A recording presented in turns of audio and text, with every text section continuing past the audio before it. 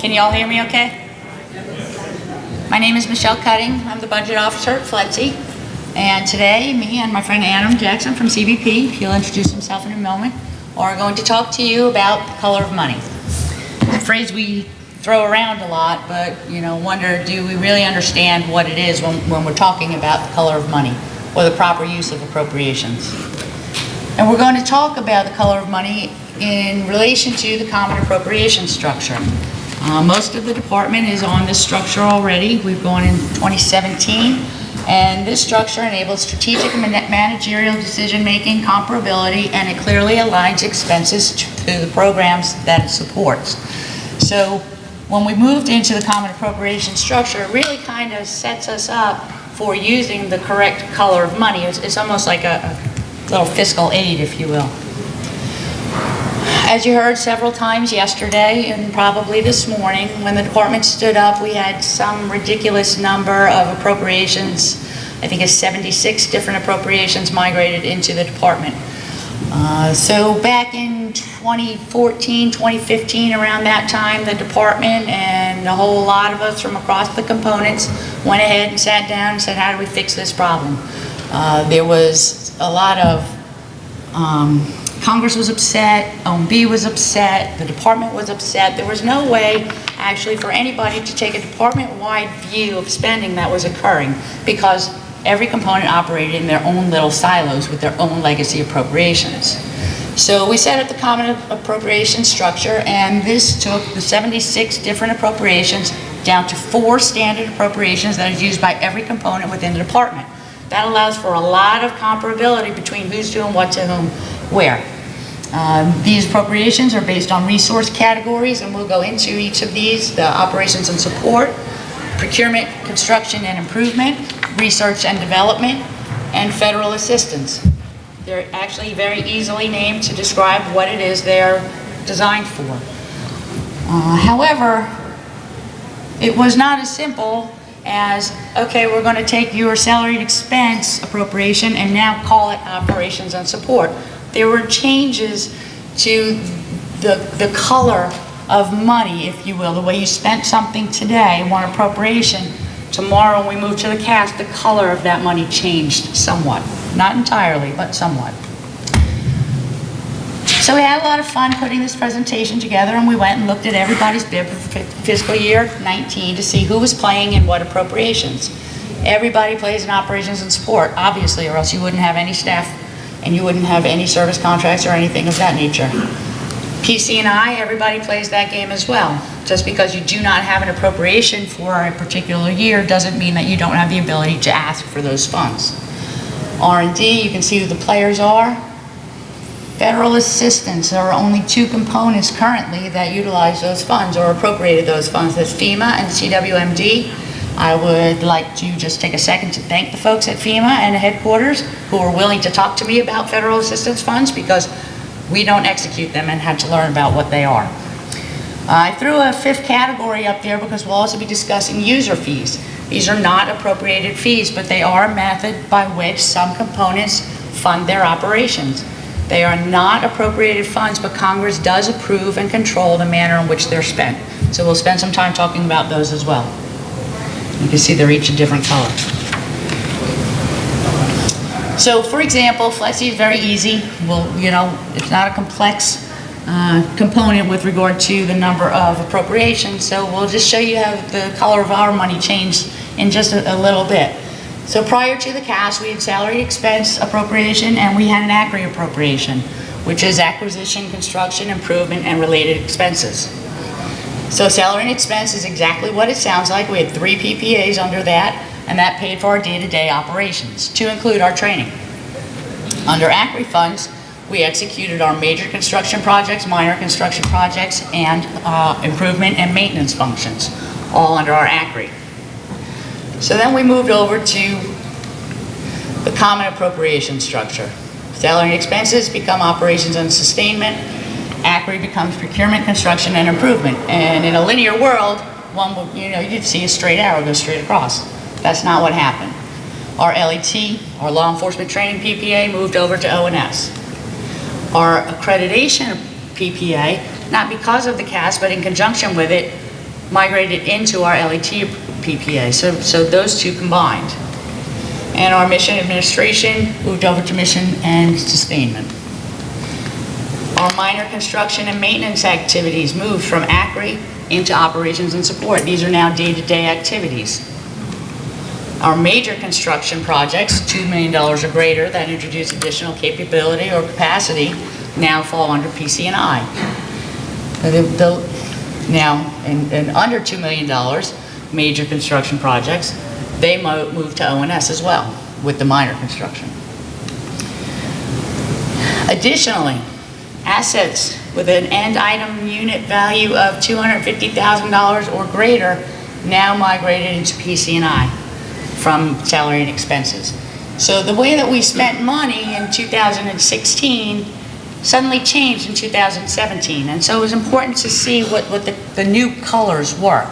And for those of us in the financial management community, that's not that difficult for us to grasp, because we understand, you know, okay, I can't just take salary dollars and build a training facility with that. That's a no-no, we get that. However, for every financial management person that works somewhere, there are hundreds of operational staff. And we need for our program offices to understand what color of money they are supposed to be using to fund their certain programs. That's the big education challenge that we faced. Why is this important? Well, using the wrong color of money violates fiscal law. We have 3 pillars in fiscal laws: purpose, time, and amount. Purpose indicates the color of money.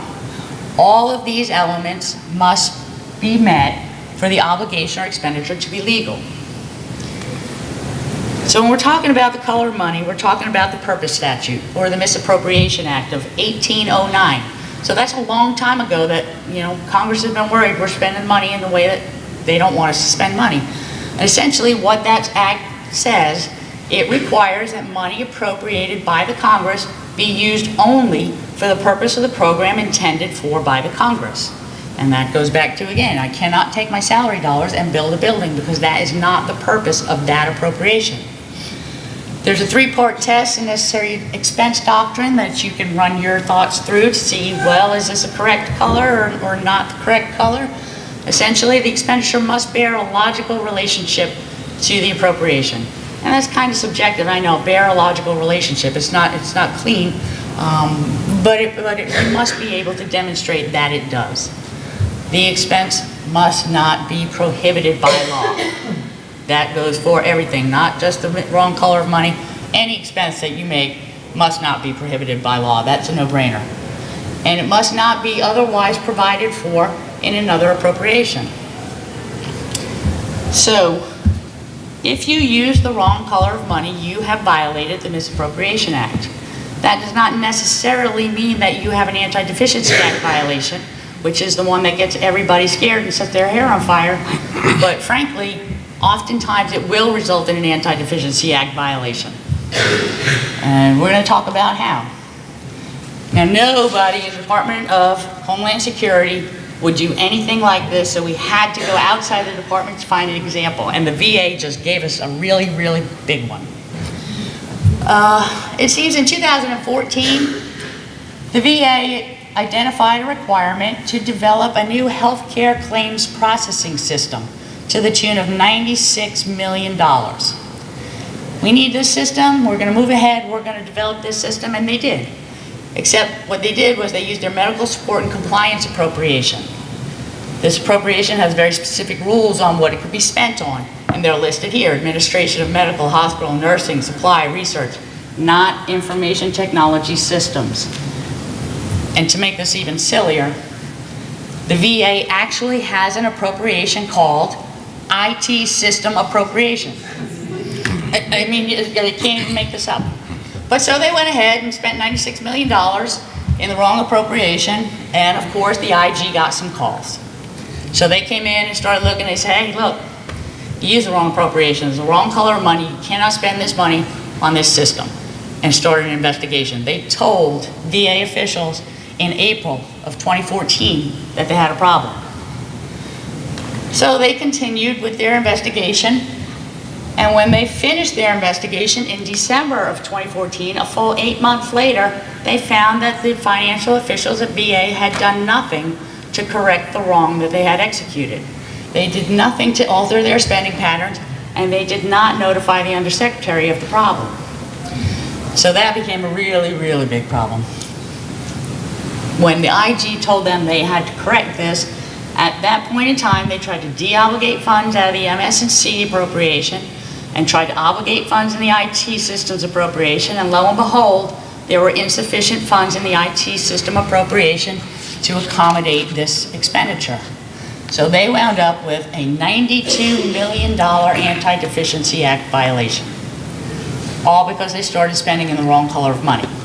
So this is somewhere you never want to have to go tell the secretary that you have a $92 million Anti-Deficiency Act violation. I think I'd skip off to Mexico before I had to do that. Just kidding. So how do we avoid these purpose violations? Planning. What was the consequence of that? Did somebody get fired? No, amazingly enough, nobody went to jail. I'm sure people were reassigned. But it seems almost willful, but the GAO got involved, and there's essentially no consequences. I'm sorry? Okay. So how do we avoid this? Well, we plan. We plan appropriately. Common appropriation structure allows for us to do that because we can go ahead and formulate our budgets to take our program from big ideas and do our research and then actually obtain that product or technology and then move it into operations and pay for its sustainment. That's why the common appropriation has a life cycle appropriations. However, circumstances do change. We all know that. They change after the budget's in. If that is the case, then we must reprogram funds. We cannot just spend it where the money is. We need to move the money to where it's appropriate for us to spend. And here, again, I think I talked about this already. The CAS introduces the life cycle appropriations.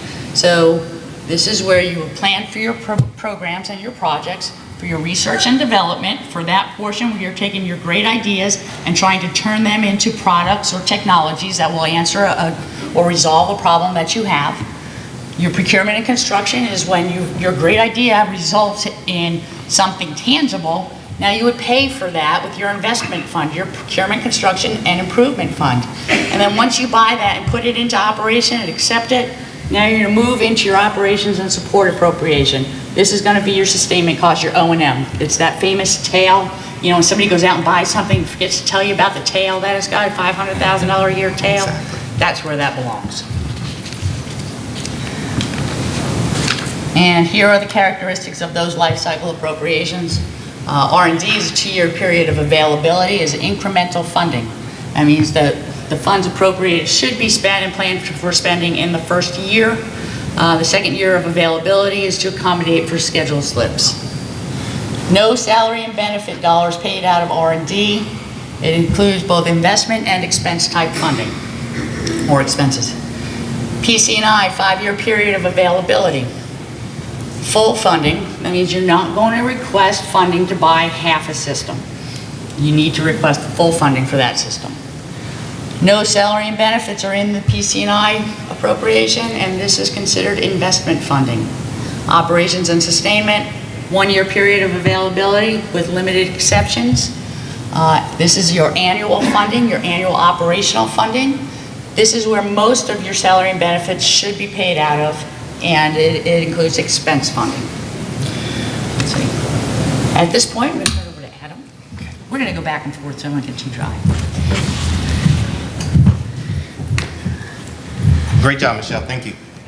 So my name's Adam Jackson. I'm currently serving as the acting director of Program Analysis Division within the Budget Directorate of CBP. So I'm going to expand a little bit more on some of the areas that Michelle already touched on.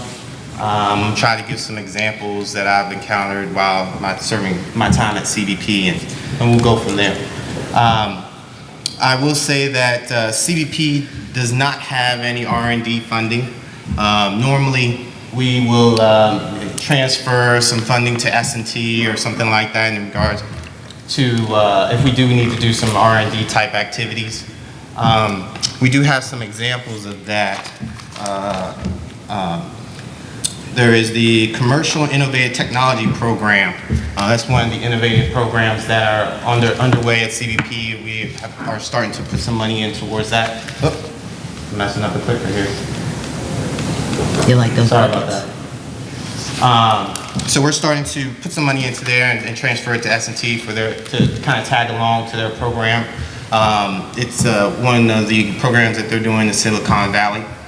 So that's going to be an up-and-coming thing, and they're also going to be going into some border wall technology in regards to that as well. So some interesting things are on the horizon for that. Some other examples that Michelle put in here is some development technology for collecting port of entry data, including the biometrics. I know some of you guys have been to the airports and seen some of the now fingerprinting things that they're doing and the facial recognition programs that are now underway. The government's keeping tabs on everybody these days, so it's going to be interesting as those programs continue to expand. It is supposed to speed things up, so that's a good thing for all of us in regards to our travel time. Some other areas of development and application of standards, specifications, and architectures to ensure reliable, interoperable, and effective cybersecurity technologies. Cybersecurity is definitely a place where a lot of investment dollars are being put in for CBP. As the criminals and the bad guys get smarter, we have to keep trying to figure out ways to counter their levels of technology. Under PCNI construction improvements, period availability 5 years. So CBP also has funding and PCNI available for 3-year funding. Necessary costs related to planning, operation development, engineering, purchase of one or more assets. That's pretty standard. There are some particular dollar thresholds for PCNI. For personal property, it's $250K or greater, and real property is $2 million.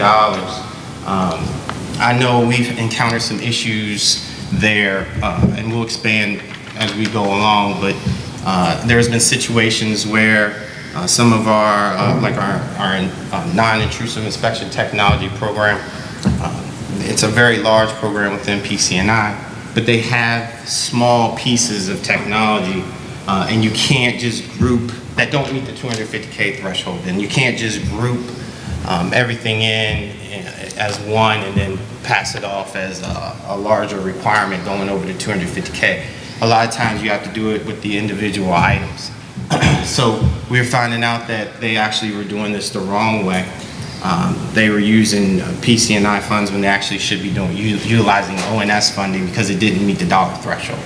So that's a situation, a real life situation of where we had to make some adjustments and step in and make sure people were doing things the right way. This here is the example right there in the first bullet. Purchase of 300 laptops for $1,000. That of course would be, $300,000, and that would try to get you over the threshold. You can't do stuff like that. It has to be the individual pieces. So with regard to real property purchase, lease, or constructions, PCNI funding will be used for environmental cleanup. So that happens a lot going on in our borders. CBP, or our Border Patrol agents, man the borders, and we have, I've been down there. It's the wild, wild west down there. It's pretty crazy. But they have a lot of landowners. They have acres and acres of land. A lot of it's just desert, but they are owners of that land, and they don't really want to see CBP coming. They don't want to put fences on their land and different things of that nature. So there's a lot of issues in regards to the environment, and the site work, and the prep work that in regards to the CBP. Here's some times when things get a little shaky. Preliminary work such as alternative analysis, environmental reviews, and preliminary design may be considered either as part of the entirety of the project or severable. So a lot of times we found that we'll do the design part of a project within ONS, and then after that, once we feel comfortable with it and things look good, then we will transfer that activity to PCNI. So We do the design piece under ONS, and that's okay because you can split them up. Similarly, demolition costs associated with new construction may be funded either as part of the project itself or several projects under PCNI. So that's another example of where it could be one or the other. So, you know, it just depends on the circumstances and what's going on. And that's why you got to dig a little bit to see how the program officers are executing their funding. I know we work, in my particular branch, we work very closely with our program officers. And try to make sure that the way that they're thinking about things and the way they're executing the funding makes sense in accordance with the laws and regulations. All right, to expand more on real property, construction includes real property equipment, which is affixed and built into a facility. So for us, a lot of times we have a lot of facility construction or renovations. And something that will be fixed is like an HVAC system or something like that, where it's not the actual structure, but it's attached to the building. And normally those are very expensive, and they would be considered part of the PCNI funding. The installation of removable equipment that requires a structural change to existing facilities. A lot of times our facilities need a whole lot of renovations. And, you know, from, you guys have turned on the news and seen a lot of things going on down in the border, in the southern border, and how CBP is, sometimes our name is mud a little bit here and there lately, given the political environment, but a lot of times we have to renovate our facilities in order for to increase our detention capabilities. Or just like I mentioned, putting in an HVAC or something like that. All right. For information technology, so IT projects and activities that change and modify existing IT assets to substantially improve capability or performance should be funded with PCNI, and that's based upon the threshold. So there's some examples: hardware, software, COTS, purchase of new IT assets for CBP. An example of this is our automated commercial environment program. Right now it's in a more of a sustainment mode, but when we do have to do more of it on the development side, they do utilize PCNI funding for disaster recovery and different things of that nature as they need to modify the system. All right, what do I do? Project costs have increased and I don't have enough funding. Okay, so this is an area that normally it can be a little gray sometimes on how to handle a particular situation, but you can reprogram funds, you can transfer funds, or you can reduce the scope. Michelle, we never reduce the scope in CBP. It's not what we do. But it's something that could be done. I never see that.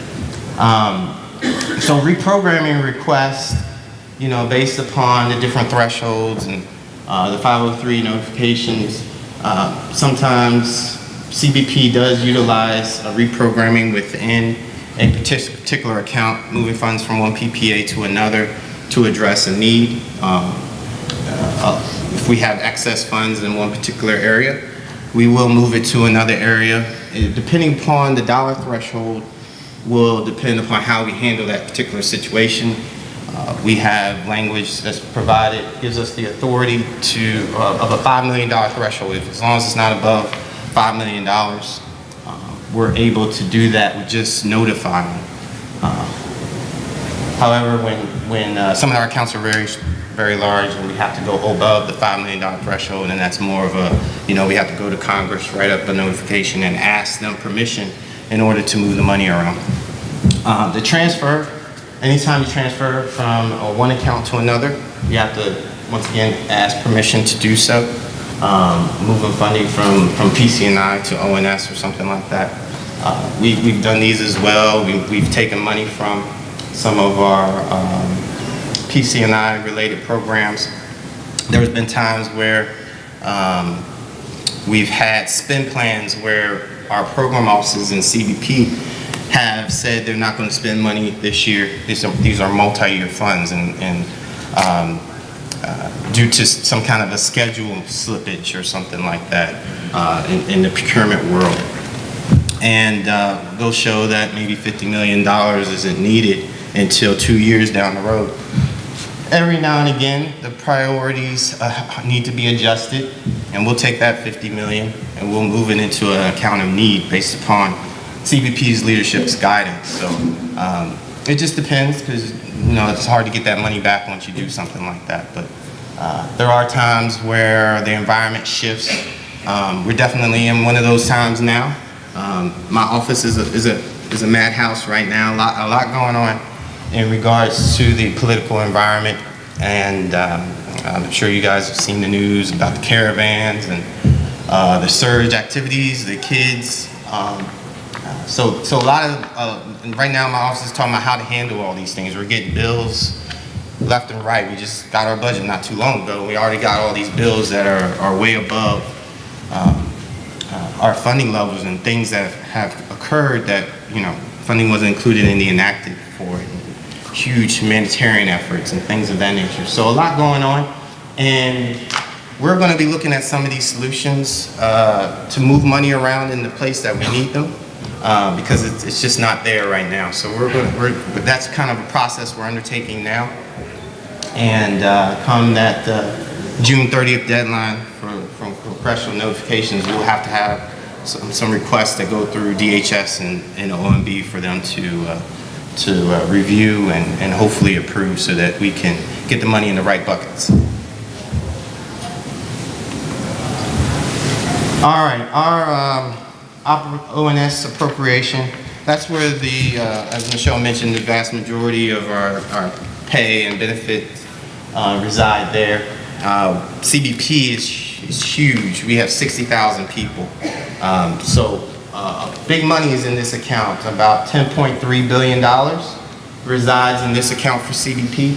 8.3 billion of that is annual appropriation funds, and 2.6 is fees related funding that does reside in ONS. We don't do fees for PCNI.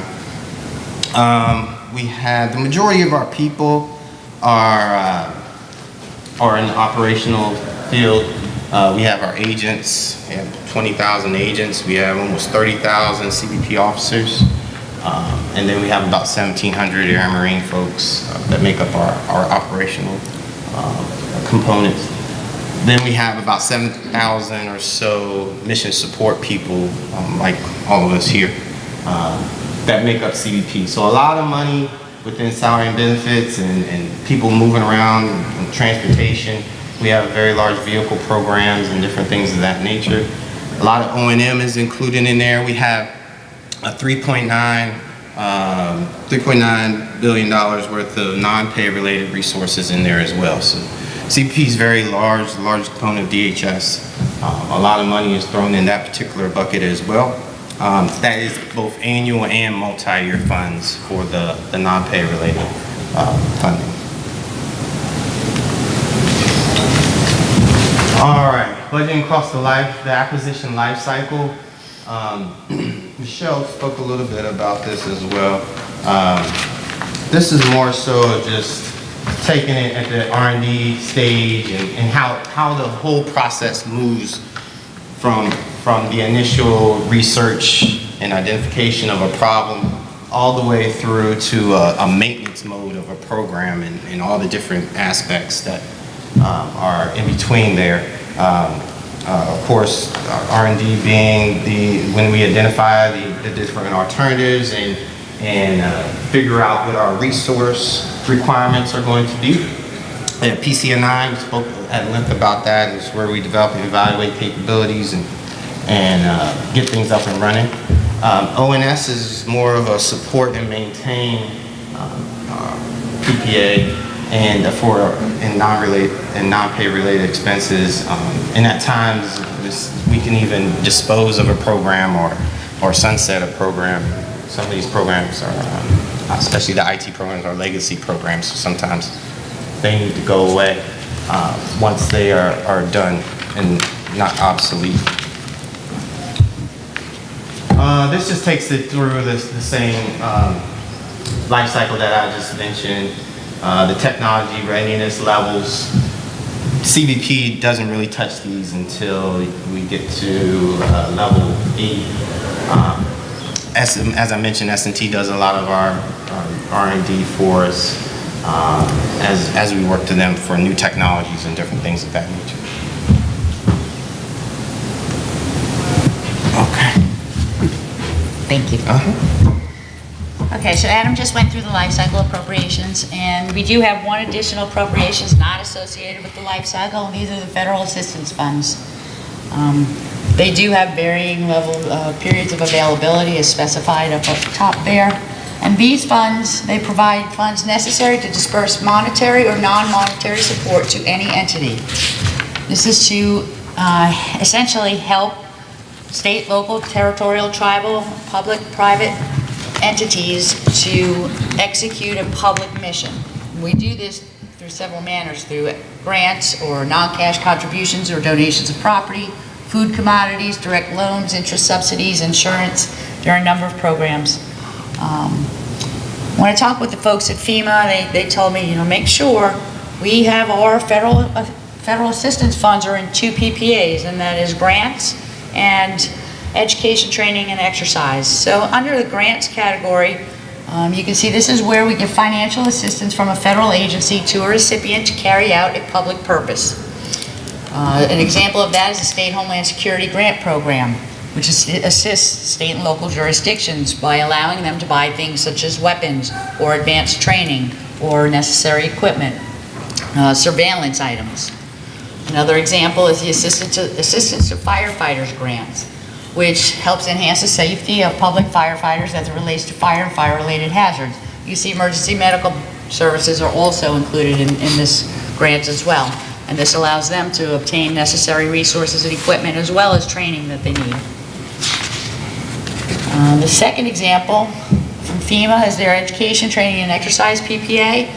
What this does is offers training and exercises to federal, state, local, tribal, territorial, SLRTT, volunteer public sectors to provide them the knowledge necessary to strengthen preparedness capabilities. And they do this through primarily the Center for Domestic Preparedness, I believe it's in Alabama. Now, there is an additional example of federal assistance activities are cooperative agreements. I believe it's CWMD who executes these cooperative agreements, which are legal instruments that facilitate the transfer of something of value from a federal agency to state, local government, and private recipients, again, for a public purpose or benefit. One example of this are the biodetection field operations, which supports the National Biodetection System. Of course, trying to ensure that we don't endure biohazard, bioattack. So some general appropriation guidance. Salaries and benefits should generally always reside in your O&S appropriation. However, salary and benefit costs as well as supporting costs associated with executing and implementing federal assistance programs can reside